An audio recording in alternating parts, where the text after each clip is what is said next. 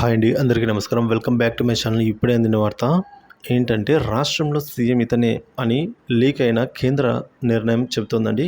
మరి ఆ వివరాలంటే వీడియోలో తెలుసుకుందామా? వీడియోని ఎక్కడ కానీ స్కిప్ చేయకుండా వరకు చూడండి, అప్పుడే పూర్తి ఇన్ఫర్మేషన్ అర్థమవుతుంది. అలాగే వీడియో నచ్చినట్లయితే లైక్ చేయండి. ఇంకా సబ్స్క్రైబ్ చేసుకున్నట్లయితే మన ఛానల్ సబ్స్క్రైబ్ చేసుకున్న నేను చేసే ప్రతి ఒక్క వీడియో మీ వరకు రీచ్ అవుతుంది. ఇక ఆలస్యం చేయకుండా వివరాలకైతే వెళ్ళిపోదాం ఫ్రెండ్స్. హోరాహోరీగా జరిగిన ఎన్నికల సమరంలో సొలసిపోయిన అభ్యర్థులంతా విశ్రాంతి తీసుకుంటున్నారు ప్రజెంట్. ఈ విశ్రాంతి సమయంలో ప్రధాన పార్టీలకు చెందిన అభ్యర్థులంతా తమ తమ నియోజకవర్గాల్లో పోలింగ్ సరళి ఎలా ఉంది, ఎంత శాతం నమోదు అయింది, మహిళలు ఎవరికి ఓటేశారు, పోస్టల్ బ్యాలెట్ ఓట్లు ఎవరికి అనుకూలం, తాము పెట్టిన ఖర్చు న్యాయం జరుగుతుందా అనే లెక్కల్లో ఉండిపోయారు. కేంద్ర కార్యాలయాల్లో ఆయా పార్టీల నేతలు కూడా కూడికలు, గణాంకాలు, తీసివేతలు చేసుకుంటూ ఉన్నారు. సో మరి పెరిగిన పోలింగ్ శాతం ప్రభుత్వం వ్యతిరేకతేనా? సో ఎప్పుడు లేనంతగా 80% పైగానే వచ్చింది కదా పోలింగు.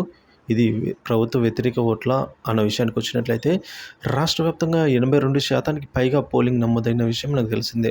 గత ఎన్నికల్లో 80% పైగా పోలింగ్ నమోదవగా, ఈసారి వ్యతిరేక ఓటు భారీగా పడడం వల్ల 151 సీట్లతో వైసీపీ అధికారంలోకి రాగలిగింది అని చెప్తున్నారు.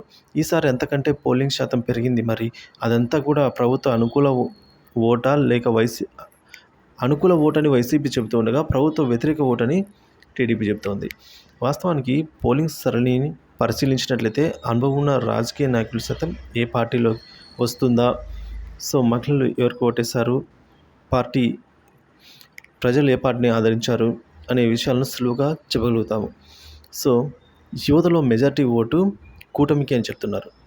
ఎందుకంటే ప్రభుత్వ ఉద్యోగులు వ్యతిరేకంగా ఓటేశారని దాదాపుగా అందరూ భావిస్తున్నారు. అలాగే మహిళల్లో కూడా 60% టీడీపీకి, 40% వైసీపీకి ఓటేసి ఉంటారని భావిస్తున్నారు. కొత్త ఓట్లు వచ్చిన యువతలో మెజారిటీ ఓట్లు కూడా కూటమికి దక్కాయని భావిస్తున్నారు. సినీ హీరో అయిన పవన్ కళ్యాణ్ ఉండటంతో, అభిమానులు ఎక్కువగా ఉండటంతో కొత్త ఓట్లు ఎవరైతే ఉన్నారో వచ్చిన వారందరూ కూడా ఆయనకి అభిమానులు అవ్వడంతో కూటమి ఆదరించినట్టుగా స్పష్టమవుతోంది. మరి కూటమికి వేసిన ప్రభుత్వ ఉద్యోగులు కూటమికే వేశారా అన్న విషయానికి వచ్చినట్లయితే, గత 5 సంవత్సరాలుగా చూసుకున్నట్లయితే రాష్ట్రంలో అభివృద్ధి అనేది లేకపోవడము కారణం. సో రాజధాని విషయంలో కూడా ప్రభుత్వం దాగుడుమూతలు ఆడటము, అమరావతిని గాలికి వదిలేయడము, ఉద్యోగాల కల్పనలో ఘోరంగా విఫలమవడము, సరైన రహదారులు కూడా లేకపోవడము, అదేవిధంగా విద్యుత్ బిల్లులు తీవ్రంగా పెంచడం వంటి కారణాలతో నిరుద్యోగులు, చిన్నపిల్లలు ఉద్యోగాలు చూస్తున్న వారందరూ కూడా ప్రభుత్వానికి వ్యతిరేకంగా ఓటు వేసినట్లు స్పష్టమవుతుంది. సో ఇంతేకాకుండా ప్రభుత్వ ఉద్యోగుల్లో ఇళ్లలో కనీసం 3 నుంచి 4 ఓట్లు ఉంటాయి. మరి అవి ప్రభావిత ఓట్లే కదా. మరి నెలవారీ జీతం సరిగ్గా అందుకోవడం లేదు కాబట్టి ఇంట్లో కుటుంబ సభ్యులు కూడా కూటమికే ఓటేసినట్లు భావిస్తున్నారు.